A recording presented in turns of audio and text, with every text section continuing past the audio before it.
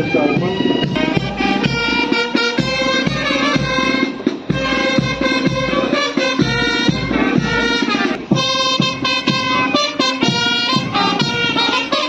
करतो टाळ्यांच्या गजरामध्ये आपण स्वागत करूया.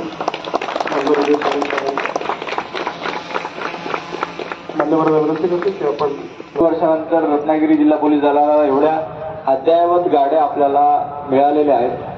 मी पालकमंत्री साहेबांचा खूप खूप आभारी आहे की अशा प्रकारच्या एवढ्या 4 व्हील ड्राईव्ह रत्नागिरी जिल्हा पोलीस दलाच्या पोलीस स्टेशनसाठी वापरायला त्यांनी आपल्याला ज्या गाड्या दिलेल्या आहेत त्याच्याबद्दल मी त्यांची खूप खूप कृतज्ञता व्यक्त करतो. ज्या प्रकारे एकही शब्द म्हणजे मी आल्यापासून मी म्हणेल की मी खूप सुखी एसपी असेल पूर्ण राज्यामध्ये की माझे पालकमंत्री माझा एकही शब्द खाली पडू देत नाही. मी काही गोष्ट मागितली की तात्काळ ते होच म्हणतात. मी नाही हा शब्दच ऐकलेला नाही.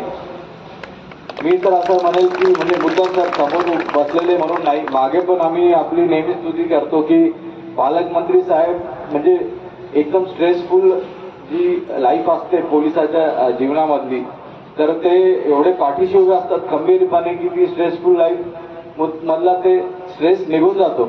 आणि निश्चितपणे प्रत्येक वेळोवेळी पावली त्यांनी जे पाठबळ आम्हाला दिलेलं आहे त्या पाठबळामुळे आज रत्नागिरी जिल्हा आपल्या माननीय सीएम साहेबांच्या 150वा आपला जो प्रोग्राम होता 150 दिवसाचा, त्याच्यामध्ये पहिल्या 5 मध्ये आपण रत्नागिरी जिल्हा आलेला आहे.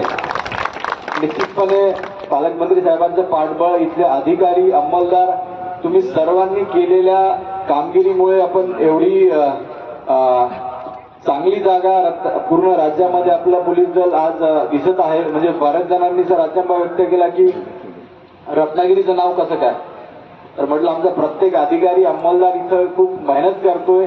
आमचे सगळे इनोव्हेटिव्ह इनिशिएटिव्ह जेवढे होते ते लोकांपर्यंत पोहोचवण्याचं काम आमच्या अंमलदारांनी सर केलेलं आहे. आणि खास विशेष बाब म्हणजे सर एक गोष्ट सांगू इच्छितो की मागच्या डायल 112 मध्ये ज्याच्यामध्ये आपलं पोलीस दल किती कसं कार्यरत करतं, ते डायल 112 वर आपली खूप बाबी पोलिसिंगच्या निर्भर असतात. त्यामध्ये आपण जवळपास 32-33 नंबरवर होतो सर मागच्या महिन्यामध्ये, पण आपण आता पहिल्या 5 मध्ये आलेलो आहे. आणि निश्चितपणे ह्या आपण ज्या गाड्या आम्हाला दिलेल्या आहेत त्या गाड्यांमुळे आपण पहिल्या नंबरवर येणार निश्चितपणे.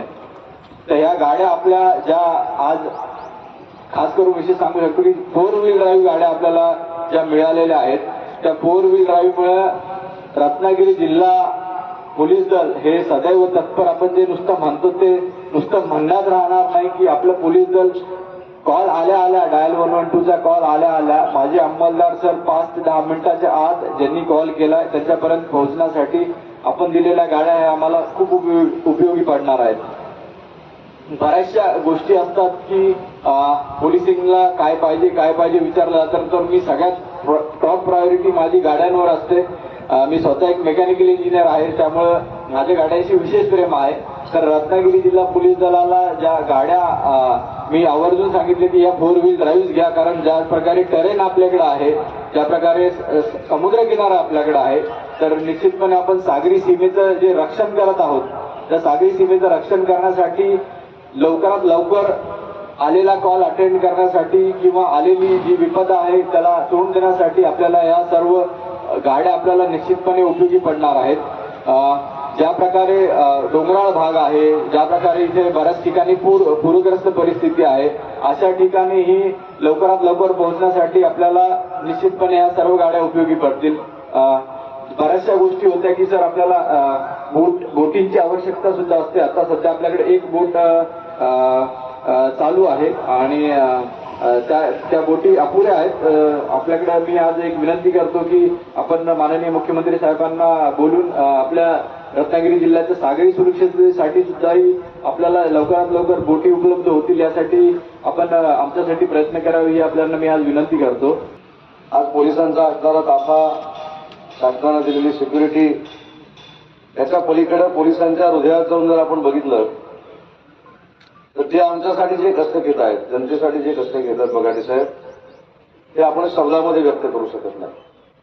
असंच एकदा 3-3.5 वर्षापूर्वी ज्यावेळी गुवाहाटीला आम्ही जायचा निर्णय घेतला आणि माझ्यावर हल्ला झाला पुण्यामध्ये, तेव्हा आता माझ्यावर एसपीओ आता भरपूर आहेत झेड असल्यामुळं, पण काही 2 एसपीओ माझ्याबरोबर होते.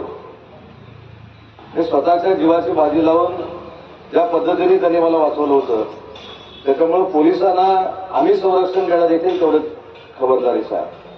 आणि म्हणून ज्या ज्यावेळी तुम्ही माझ्याकडे गाड्या मागता, परवा तुम्ही सीसी कॅमेरे मागितले, ते देखील आजच मंजूर झाले असे मी जाहीर करतो. त्याच्यासाठी पुढच्या 31 मार्च नंतर 4.5 कोटी रुपये डीपीसी मधून आपल्याला दिले जातील.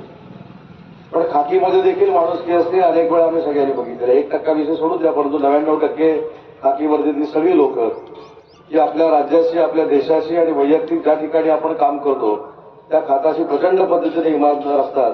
हा माझा 25 ते 30 वर्षातला अतिशय महत्वाचा अनुभव आहे. आज सगळ्या गाड्या बघत असताना तर मला देखील बरोबर एवढ्यासाठीच वाटतं की मी ह्या 25 गाड्या देऊ शकलो.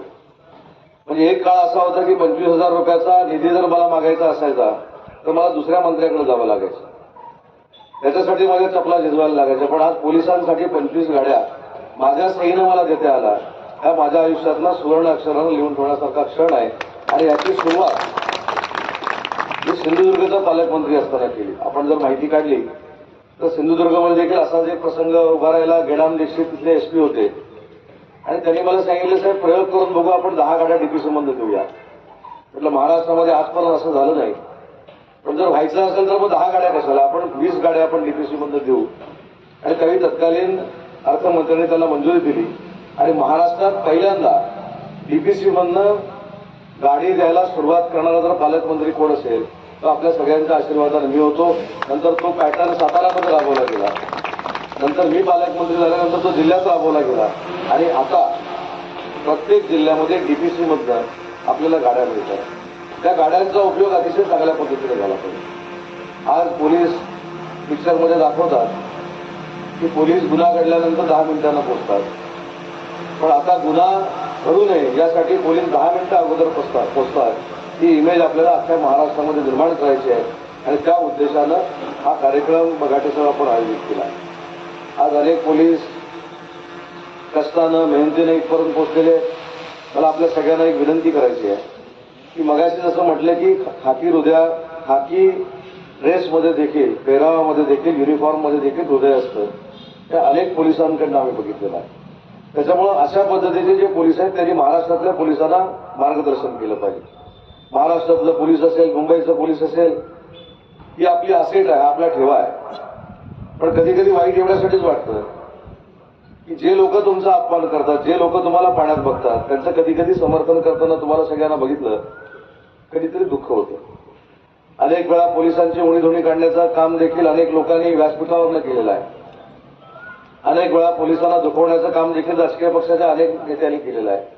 पण मला अभिमान वाटतो की आम्ही ज्या सरकारमध्ये काम करतो त्या सरकारचे सगळे आम्ही सहकारी पोलिसांचा नितांत आदर करतो आणि या आदरापोटीच आज आम्ही 25 गाड्या पोलीस डिपार्टमेंटला दिलेल्या आहेत. आपण जरा सगळ्यांनी मागं वळून जर बघितलं तर ही महाराष्ट्र शासनाची किमया आहे.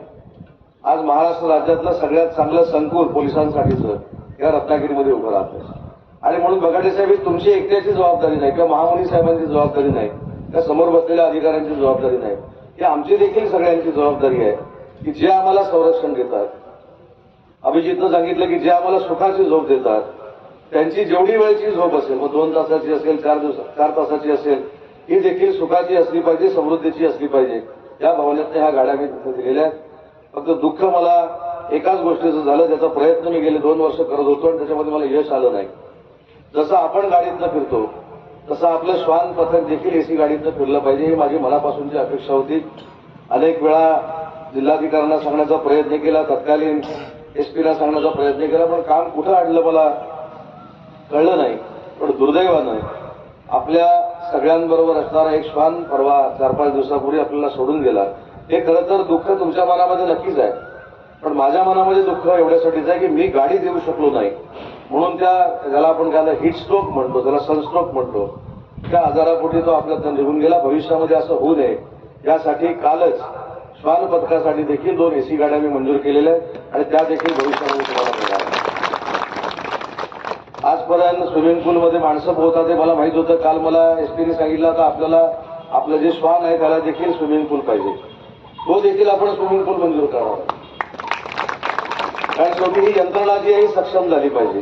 आणि ही यंत्रणा सक्षम होत असताना आपल्या रत्नागिरी पोलिसनं महाराष्ट्राला आदर्श दिला पाहिजे, ही भूमिका माझ्यासारख्या कार्यकर्त्याच्या एसपी साहेब मनामध्ये आहे. त्याच्यामुळे सीसी कॅमेरे असतील, अत्याधुनिक यंत्रणा पोलिसांची असेल, ही दिलीच गेली पाहिजे या मताचा मी असल्यामुळं तुम्ही अजिबात चिंता करू नका. जेवढं शक्य आहे तेवढं मी देण्याचा मी प्रयत्न करेन, पण जास्त पण मागू नका, कारण माझ्या निधीला शेवटी लिमिटेशन्स आहेत. माझ्याकडे 450 कोटी रुपयाची डीपीसी आहे, पण पोलिसीकरण हे सक्षम असलं पाहिजे. पोलीस हे सक्षम असले तर पाटील साहेब इथं